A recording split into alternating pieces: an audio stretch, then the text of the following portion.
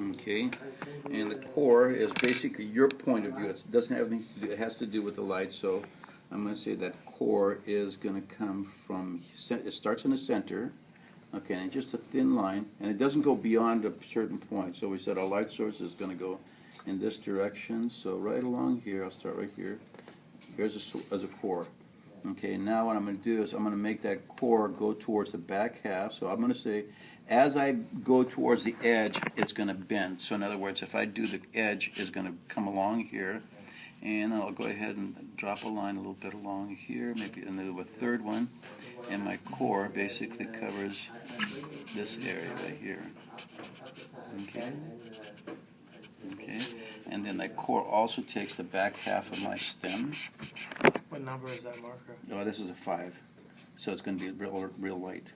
Okay, and then on the inside of the glass, it's the exact opposite. So basically, here's my center, comes across here, and I'm going to do my core just on this part.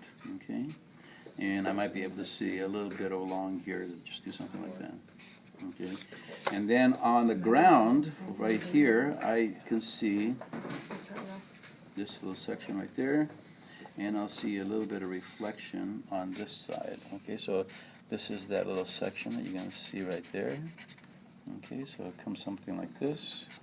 Okay, and then I'll do the same thing along here, the back side of this. Here's X glass, and typically in the center it'll be straight up and down. Okay, and then as it goes away, as it goes towards the edge, it's going to fan out towards the edge. So right along here, I'll see that core about right there. Okay, comes to that point, boom, good. All right, and on the inside, it'll be the exact opposite. So I start in the center and work my way to the front edge because, again, it's opposite the light source. Okay, good. All right, so now, and then maybe I'll do a little line right in here, boom, just to add that. Okay, and as I come down this way, the core is going to bend a little bit because the center is now a little bit over here. So I'm going to take this thing and go from here to there, zap. Okay, and then I have that little edge. Okay, so I'm going to cover from here and again move it over slightly. And then the third one will be my section where I'm going to go ahead and fill. Okay, and again, right now it looks dark, but it'll be lightened up immensely in a minute once it starts drying. Okay, and this is with any kind of glass you'll see. It'll always have that core. Put a little bit on the edge.